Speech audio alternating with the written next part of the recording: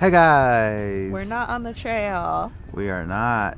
We're actually just recording this so we can talk to you guys about this video that we're releasing. It's called 7 Magic Mountains. It's about 22 or 23 miles away from the strip of Vegas. We actually we went on a Vegas trip, and we wanted to make this pit stop because they're actually going to take down the 7 Magic Mountains supposedly at the end of the year. So if you've ever been interested, you can go check it out. And yeah, they are just a stack of colored rocks, as Jaime so kindly pointed out to me. I mean, it is kind of interesting how they did it, but besides that, I mean, it's rocks.